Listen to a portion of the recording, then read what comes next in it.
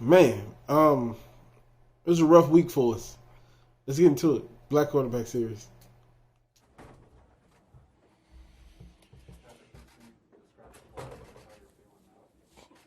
Yeah, I mean, I feel fine now. I mean, just it was fourth down, so I was kind of getting held up, and instead of going down and try to throw the ball, and obviously y'all saw the hit. So, I mean, I kind of took my time getting up, but I felt fine. But obviously, you get to kind of go through those things, the protocol things. But I did everything I needed to do to be here right now.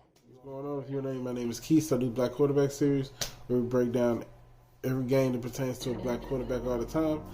Trying to get back into the swing of things. Kind of feel my last 2-3 weeks have been kind of choppy, but we're getting back to the craziness this week, the breakdowns and everything. So let's start with the two major elephants in the room. I guess they wouldn't be called elephants. I guess they would just be called news. So news number one. It is Monday night while I'm recording this, right before the Monday night game starts. And Deshaun has not been traded yet.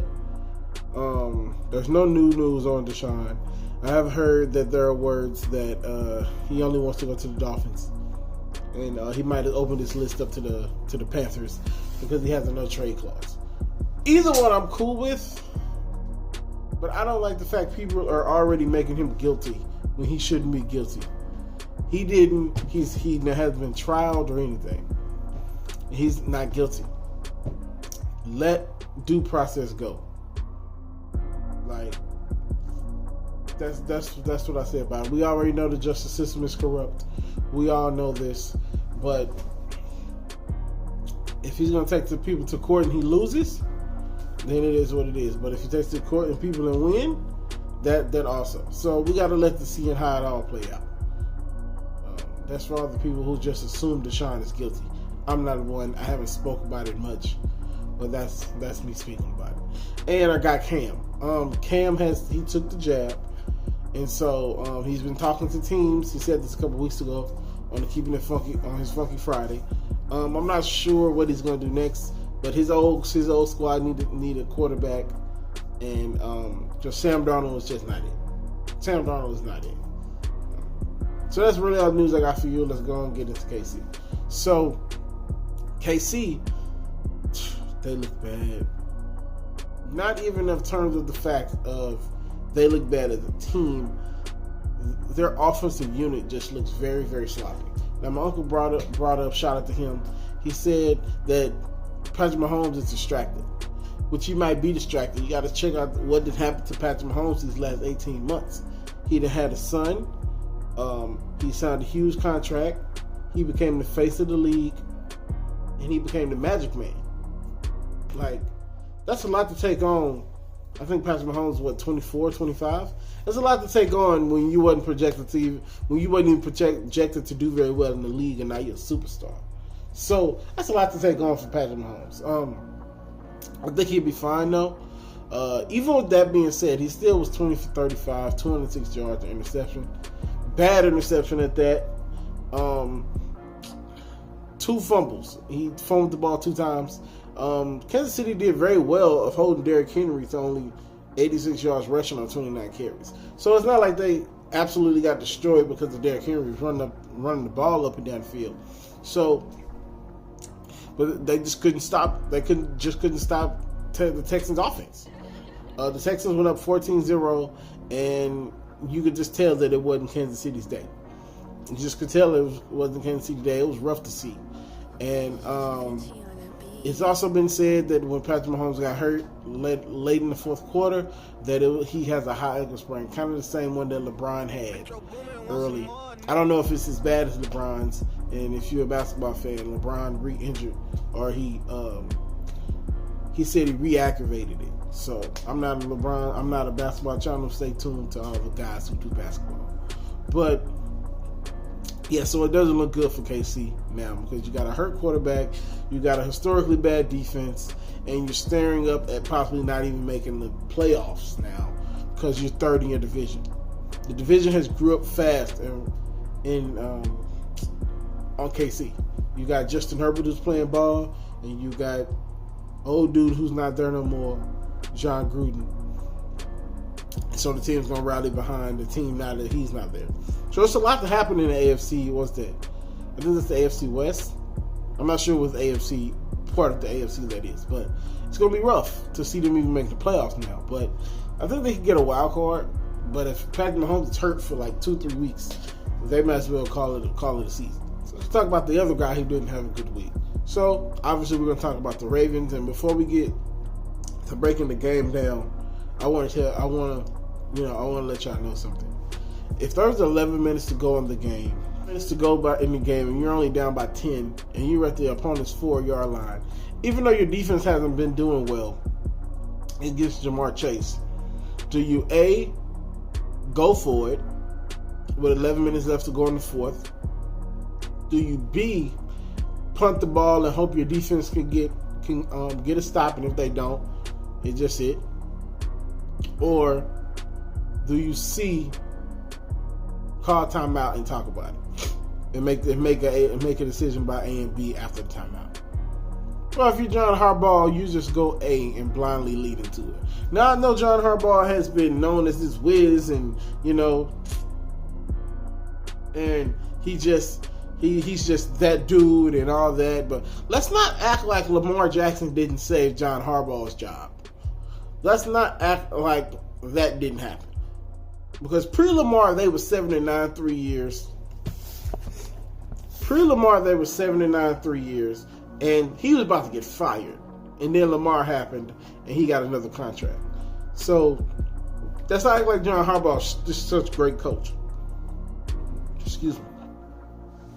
He's such a great coach, because that was awful. You don't do that in a close game. Jamar Chase is having a field day on your defense, and you choose to put that product out on the field. You don't roll coverage.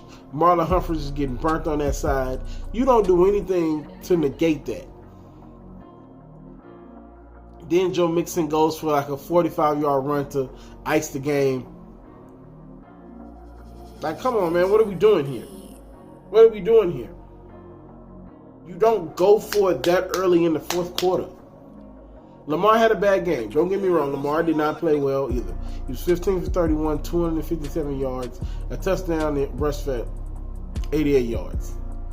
But I was told if you throw well, you're good. So I guess he had a good game since he threw the ball well. But he did not play well. He did not play well. You was waiting on the Lamar magic to come, and he just didn't have it. The defense was all on him, and I wouldn't say they bullied him, but they had a game plan. They stuck to it. You could tell that they were fighting to win their game for the first time, and the Ravens didn't take it seriously. It just seemed like they didn't take it seriously. But when you didn't beat somebody like 5-6 times in a row, you're not going to take it seriously until they beat you, and then you have their attention. So, unlike Kansas City, I expect Baltimore to bounce back next week. I'm not sure who they play next week, but I expect them to bounce back. And so, the last couple games are pretty duds, if I say so myself. The Cardinals, our guy Kyler Murray is just steamrolling his MVP case along. He was 20 for 28, 261 yards, 3 touchdowns and an interception. He got sacked for a field goal. He got sacked for a safety. I'm sorry. He got sacked for a safety, and they kicked the field goal, and that was all the Texans got. It was never close. The final score, I think, was 5-31. Never close. Never. It was never close. And 7-5 was about as close that it ever was. So that's that one. We move on to Justin Fields and the Bears. It was bad. I'm starting to have real questions about Justin Fields and if he can play football on this level. Now, it's early. It's very early. But I'm not seeing anything to make me go, oh yeah, that man right there. They own something. Like, I'm not seeing anything. Now it could just be Matt Nagy's awful player development at this point, or it just could be Justin Fields. We'll see next year when Matt Nagy is fired. When Matt Nagy is fired. We'll see what happens next season when they get a coach to match Justin Fields' play. Because I really believed in Matt Nagy this year. Because he had I forgot his name. He's a backup in Buffalo now. Mr. Trubisky. He had Mr. Trubisky looking like an All-Pro. You know, there's that picture with him, Lamar, and Deshaun Watson all at the Pro Bowl. He had to do this Pro Bowl, and I thought he'd be able to do that with Justin, but it just hasn't worked out for whatever reason in Chicago. So I just want him to stay healthy. If I didn't say it before, I'm gonna say it again. Justin Fields was 22 for 32, 184 yards and 3 interceptions, 4 sacks, 2 fumbles.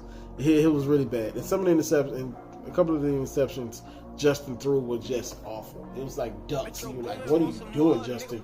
So, not a good day. Not a good day. Not a good day. You can kind of say the same thing for Jalen Hurts, but Jalen Hurts has this thing where he plays well in the fourth and they get back in games. So his numbers look better than the game actually presented that he would be. He was 18 for 34, 202. He was 18 for 34 and 2 touchdowns. I put his yardage up here, like right here, because I thought I wrote it down. And lastly, I actually kind of went backwards. It was Thursday Night Football. Teddy Bridgewater. I have no idea what happened to Denver. Somebody please tell me what happened to Denver. Somebody please tell me what happened to Denver. They were 3-0, and now they're 3-4. Teddy, you're supposed to play better, man. You coming against a team. Now I'm sure they still got Myles Garrett, they still got Jadeveon, but you're supposed to come into that game dominating. They don't have their starting quarterback, and they're playing with their backup. Which Case Keenum, Mayfield, take your pick. But even still, they're coming in with a different quarterback. And you go 23 for 33, 187 yards, 2 touchdowns, and an interception. That's okay. That's okay. But that's not good enough to win. You could just tell the Browns are better. Just from the word go, you can just tell the Browns are better. I expected more from him. Now, they did get back in the game. I will grant it, they did get back in the game. But I think his name is Dearness Johnson. They ended up getting back in the game, but Dearness Johnson just ran the ball down their throat. And they never got the ball back. Like I said with the Eagles last week with Tom Brady. They got back in the game, gave the ball back to the opposing guy, and they was never able to get the ball back. So, that's all I got. That's all I got. My bad if it seems like I was kind of rushing through, but it was a long week for us, man. Geno Smith and Jameis Winston coming up on Monday Night Football. So, I'll see y'all after Monday Night Football go off. So, what's going on, y'all? So I did a reaction to the Monday Night Football game separately, and I think I'm gonna start doing that for all primetime games. So I'm gonna leave the link at the top. Y'all have a good week. I'll see y'all next week.